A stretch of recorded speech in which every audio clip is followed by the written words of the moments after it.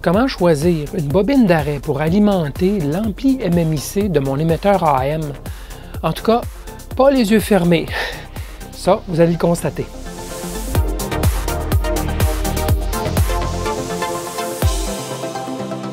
Bidouilleur, salut! Dans la dernière vidéo de construction de mon émetteur AM performant et légal, celui-ci, je vous ai mentionné que je ferais peut-être une autre vidéo dédiée à la sélection d'une bobine d'arrêt pour alimenter l'amplificateur MMIC de sortie de l'émetteur. Une bobine d'arrêt a pour but de laisser le passage aux basses fréquences, habituellement une alimentation en courant continu, et de bloquer les signaux de haute fréquence. Dans notre cas, ce sera le signal de sortie de 1 MHz. Mais comment quantifier le niveau de blocage? Et y a-t-il d'autres critères, courant, tension, résistance, résonance, à prendre en considération? Bien oui. Et c'est tout le processus de sélection du self, incluant les critères pertinents que je vais vous montrer aujourd'hui. Débutons par un regard sur la fiche technique de l'ampli MMIC en question. La première étape, c'est de regarder nos besoins pour la bobine d'arrêt. Donc, on va regarder ce qui est nécessaire, les caractéristiques de notre amplificateur MMIC GVA84 pour sélectionner notre bobine. Alors, la configuration qu'on utilise pour alimenter notre ampli MMIC, c'est de fournir la tension 5 volts à travers une bobine d'arrêt qui, évidemment, laisse passer le courant continu, mais qui bloque le signal haute fréquence, donc la radiofréquence, de sorte que notre signal RF, l'entrée est ici, la sortie est ici, et la bobine d'arrêt, c'est comme si elle n'était pas là, finalement, dans le circuit. Et donc, mais par contre, elle fournit l'alimentation CC sur la broche de sortie. Au passage, la plupart des amplis MMIC utilisent une configuration comme celle-ci, et c'est la broche de sortie. Dans le passé, il y en a eu quelques-uns, les premières versions, où on alimentait par la broche d'entrée, mais c'est habituellement, de nos jours, par la broche de sortie. Alors, c'est ce courant de polarisation qu'on veut connaître, et la fiche technique nous dit que, de façon typique, pour une alimentation de 5 volts, c'est 108 mA. Bon, si on poussait à 5,2, on peut s'attendre à ce que ça aille jusqu'à 130, ce serait le maximum, et peut-être aussi bas que 85 mA dans le cas de 4,8 volts. Mais disons, il n'y a pas de preuve que les deux sont liés ensemble, donc nécessairement que ça va être 85 à 4,8 volts. Donc, ce qu'on va faire, vu qu'on va présumer ici 5 volts, je vais mettre 120 mA comme courant maximum. Maintenant, on sait que ça ne soit pas 5 volts, puisqu'il y aura chute de tension, fort probablement, à travers la bobine d'arrêt. On va jouer entre le 4,8 et le 5. Il faut quand même s'assurer d'être à 4,8 ou au-dessus. Évidemment, on n'ira pas au-dessus. Mais plus de 4,8 volts, ça va être bien correct. Alors oui, les critères qu'on doit rencontrer pour choisir notre inductance, notre bobine d'arrêt, d'abord, l'inductance de la bobine elle-même, en fait, c'est la réactance qui nous intéresse, son effet réactif, son effet de blocage en fréquence. Donc ça, c'est le premier critère d'importance. Et là, ça, c'est connu quand on achète, bien sûr, la bobine. Le courant maximum qu'on s'attend de passer dans la bobine, puisque la bobine a des courants maximum, et ça, on doit en tenir compte. Troisième critère, la résistance série. Bien sûr, c'est une bobine, c'est fait de fil en général. Donc, nécessairement, il y a une résistance série. Et plus le courant est élevé, plus la chute de tension sera grande. Donc, ensuite, nous avons la fréquence d'autorésonance, puisque la bobine, en réalité, il y a de la capacité parasite à l'interne, entre les spires, entre autres. Et ça, il faut en tenir compte, puisque la bobine elle-même devient un circuit résonant à une certaine fréquence. Le type donc le boîtier, est-ce que c'est du montage en surface? Est-ce que c'est du traversant? Un autre critère. Les dimensions, est-ce que la bobine va loger sur ma plaquette? Donc, il faut en tenir compte. Et finalement, le prix. Ouais, vous pourriez dire, oh, le prix d'une bobine, ça coûte probablement rien. Bien, vous seriez surpris, vous verrez. Alors maintenant, prenons ces critères-là un par un, faisons notre analyse. Débutons par l'inductance, ou en fait la réactance minimum requise pour faire un bon arrêt, une bonne bobine d'arrêt. Alors, on sait que la réactance inductive, la formule, c'est XL, j'aurais dû mettre un petit XL ici, petit L, c'est 2 fois pi fois la fréquence fois l'inductance de la bobine. Si on isole l'inductance, puisque c'est ça qu'on cherche, l'inductance sera donc la réactance divisée par 2pi f. Alors, on connaît f, c'est 1 MHz, c'est la fréquence d'opération de notre émetteur AM. On peut dire que 1000 ohms d'impédance, de réactance, sur un système de 50 ohms, ça serait correct. C'est-à-dire qu'on a un rapport de 20 à 1, et donc 1000 ohms, ça va être considéré comme un très faible passage de courant à chef par rapport à l'impédance de 50 ohms. On peut dire que c'est notre minimum requis, ça serait 1000 ohms. Il faut atteindre une réactance de 1000 ohms pour que si on se branche sur une ligne de 50 ohms, ça aura peu ou pas d'impact. Alors, en prenant notre formule qu'on a ici et en mettant le 1000 ohms minimum et 1 MHz comme fréquence, on obtient 160 microhenry. Donc, choisissons une bobine dont l'inductance sera au minimum de 160 microhenry. Alors, on peut prendre plus, évidemment. On va essayer de prendre plus pour avoir plus haut que 1000 ohms, mais disons que 1000 ohms, c'est le minimum. Alors, premier critère, plus grand que 160 microhenry. Un autre critère, c'est le courant maximum qu'on peut faire passer dans la bobine avant qu'on perde la performance ou même qu'on détruise. Alors, il y a 2 classes de limites de courant. La première, ça serait dû à la saturation du noyau, ce qu'on appelle le ISAT, courant de saturation. Et ça s'applique uniquement aux bobines qui ont un noyau soit en ferrite ou en poudre de fer. Donc, le symbole, c'est habituellement ceci. Ça va être le cas aujourd'hui pour ce qui est de la bobine. Il y a un noyau, habituellement, dans les bobines dont les valeurs sont plus élevées, là, les dizaines, centaines de microhenry, même dans les millihenry, il y a habituellement un noyau pour concentrer les champs et augmenter l'inductance. L'autre limite, c'est la limite physique du fil de la bobine. Une limite au-delà de laquelle on pourrait brûler la bobine, en tout cas l'endommager parce que le courant est trop élevé. Habituellement, c'est la saturation du noyau qui va arriver bien avant la limite de transport du fil. Donc, ça, c'est les 2 critères au niveau du courant maximum. Un autre critère, c'est la résistance série de notre enroulement. Voici l'arrangement, on l'a vu. On alimente notre MMIC, ampli MMIC, à travers notre bobine d'arrêt. Et cette bobine d'arrêt-là va devoir soutenir un courant de 120 mA maximum. Alors, ce 120 mA-là, passant dans une bobine dont la résistance n'est pas nulle, une résistance série, bien, ça va générer une tension, une chute de tension à ces bornes. Et donc, le beau 5 volts qu'on a, sera plus rendu 5 volts ici. Est-ce qu'on va être encore dans les normes? On sait que ce ne sera pas 5. Est-ce qu'on va être encore dans les normes de l'ampli? Bien, il faudra simplement appliquer la loi d'Ohm. Résistance série fois I. Puis la résistance série, bien, elle est normalement donnée dans les fiches techniques où on peut la mesurer, bien sûr, avec un ohmmètre. Donc, un critère à surveiller, la chute de tension aux bornes de la bobine et l'impact que ça a sur notre MMIC. Regardons maintenant un autre critère qui est important dans notre choix, c'est la fréquence d'autorésonance, ou en anglais Self-Resonance Frequency. Self-Resonance Frequency. Écoutez, on a vu tantôt que notre bobine n'est pas parfaite. En fait, on peut dessiner son modèle équivalent comme ceci. On a notre résistance série qui est en série avec l'inductance proprement dite. Il y a bien sûr une autre petite inductance, ça serait le fil lui-même, donc les broches de notre inductance, mais c'est très petit, c'est en nanohenry. Et on a évidemment aussi la capacité qui est en parallèle avec notre bobine, c'est en fait la capacité interspire. Les fils entre eux développent une certaine capacité et elle est illustrée par une capacité en parallèle avec notre bobine.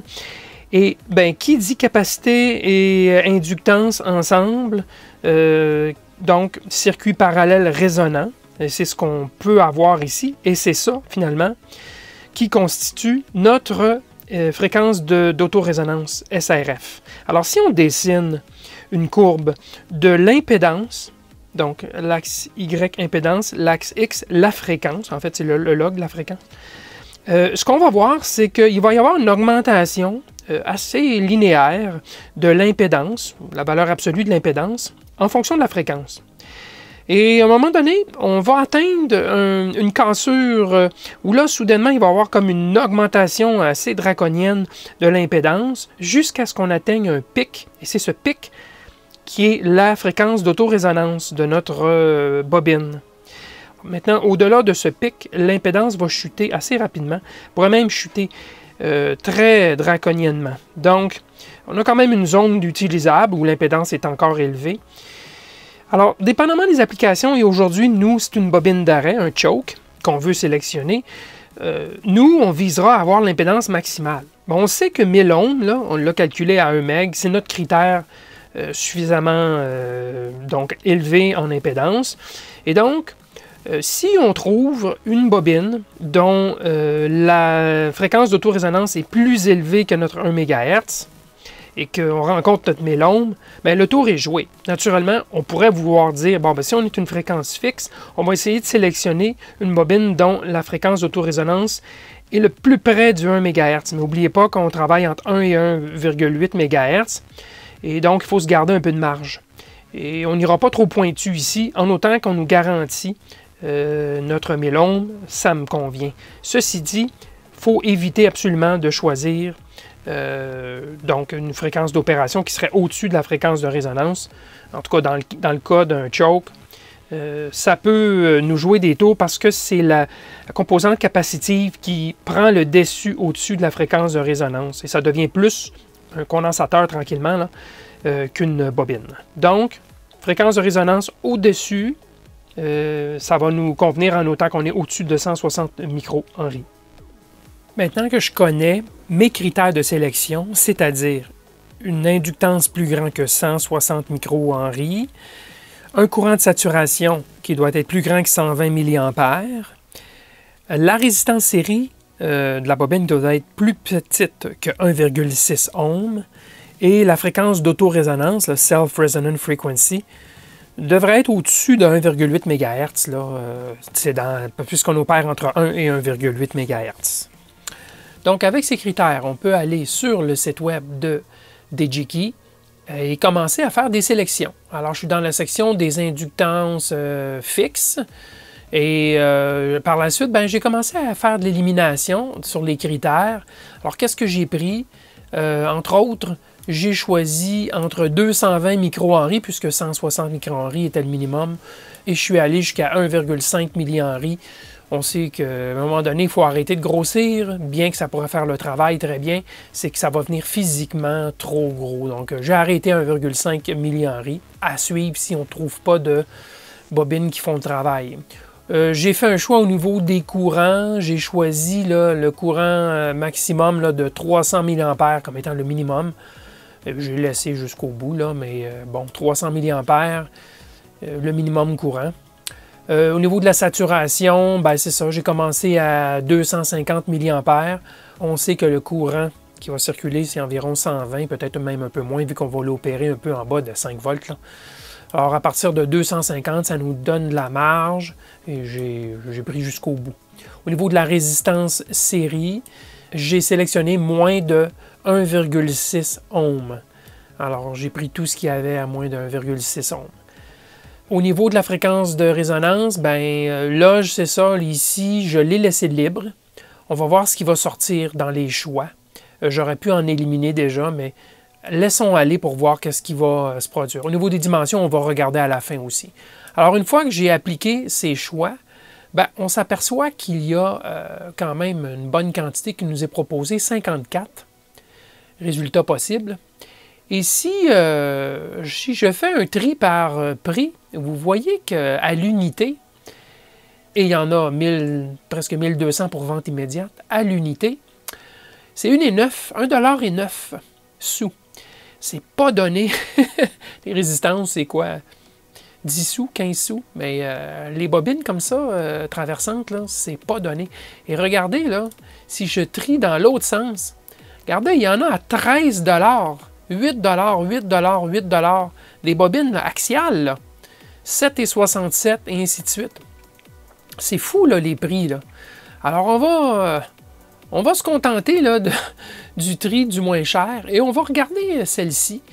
C'est une bobine de 220 micro-henry qui est bonne pour 900 mA et qui a 1,01 ohm. Ça semble vouloir rencontrer nos exigences. En tout cas, la famille de ces bobines semble vouloir rencontrer nos exigences.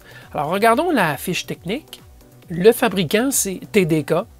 Et ce sont bel et bien des chokes. Hein? Ce sont des bobines qui sont conçues surtout pour faire un travail d'arrêt, si vous voulez. Bien sûr, ça pourrait servir à autre chose. Mais on les annonce comme des chokes.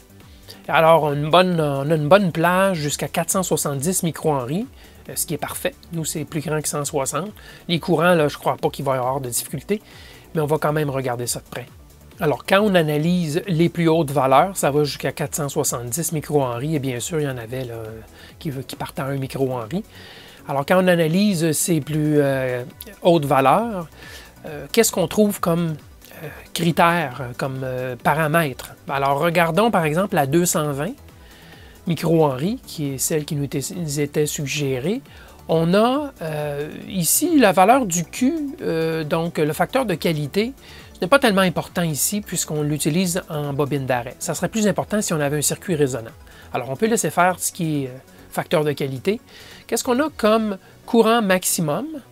Ce qu'eux appellent le IR, c'est le courant qu'il ne faut pas dépasser, sinon il pourrait y avoir dommages. On parle là, pour la 220 de 900 mA, donc on est bien en bas de cela. Et au niveau du courant de saturation, ce qui nous intéresse, c'est plus faible évidemment que le courant de destruction. Pour la 220, on est à 650 mA, donc aucun problème pour soutenir un courant de 120 mA. Jusqu'à maintenant, ça va bien. La résistance est de 1,01 ohm, la résistance série. Parfait, c'est moins de 1,6 ohm. Et la fréquence de résonance minimum, c'est 3,6 MHz. Parfait, c'est au-dessus de 1,8 MHz. Donc, en réalité, cette valeur-ci pourrait faire bien l'affaire. Est-ce que d'autres valeurs à l'inductance plus élevée pourraient aussi faire l'affaire? Puisqu'on va essayer d'aller chercher l'impédance la plus haute possible. Plus on monte l'inductance, plus on va avoir une impédance élevée, donc l'effet bloquant. Alors, si on prend la 270, la résistance série est de 1,2 ohm, toujours plus faible que 1,6. Fréquence de résonance au-dessus de 1,8, c'est bon. Courant, c'est bon aussi, plus grand que 120. La 270 pourrait faire l'affaire. La 330, au regard, oui, aussi. Et on approche de la résistance max limite, 1,53 ohms. Et fréquence de résonance, pas de problème, à 2,8 MHz. Donc, la 390, là, on a violé notre règle du 1,6 ohm. Bien sûr, c'était avec un courant assez élevé de 120 mA. On sait qu'en réalité, ça va probablement être beaucoup moins que cela. Là. Donc, en forçant, s'il n'y avait pas la 330, la 390 pourrait faire le boulot. Si, par exemple, la 330 n'était pas en stock. La 470, on l'oublie. On a 2 ohms. Et bon, ça serait correct, mais on a 2 ohms série, donc c'est trop limite. Donc, moi, je suggérerais pour aujourd'hui la 330 micro-henry qui va nous chercher le blocage additionnel par rapport aux 160 micro-henry de minimum. Donc, 330, ça semble être bien correct. Il reste, le seul critère, ce sont les dimensions. On parle de quoi comme corps ici pour la bobine? On parle de 9,2 mm. Alors, on parle de 360 millièmes de pouce. Je crois que j'ai mis 300 millièmes de pouce comme espacement sur la plaquette. Donc, ça n'entrera pas entre les deux trous traversants. Il va falloir la mettre légèrement inclinée. Donc, une extrémité tout près de la plaquette, et l'autre surélevée un petit peu avec la broche pliée. Mais ça va faire le boulot. Avoir su, j'aurais mis un écartement plus large pour qu'elle soit à plat sur la plaquette. Mais il n'y a rien de mal à la mettre surélevée. Alors, ça rencontre les exigences pour notre application, la série B82144F2. N'oubliez pas que j'ai aussi ajouté un condensateur de découplage juste en amont de la bobine pour parfaire le blocage des signaux radiofréquences. La paire couplage-découplage fait donc un bon travail. Bien voilà, on se rend compte que le choix d'une bobine d'arrêt peut être plus complexe qu'on pourrait le penser, à première vue en tout cas. Je le répète souvent, prenez le temps de lire les fiches techniques. Vous y trouverez des informations qui vous feront réfléchir un peu plus. Et n'oubliez pas, parlant de réflexion, qu'il y a le forum électrobidouilleur qui permet de poser des questions touchant l'électronique. Il y a plus de 1500 bidouilleurs inscrits. Donc, c'est une ressource à considérer et l'inscription est gratuite. Voilà, merci et à la prochaine.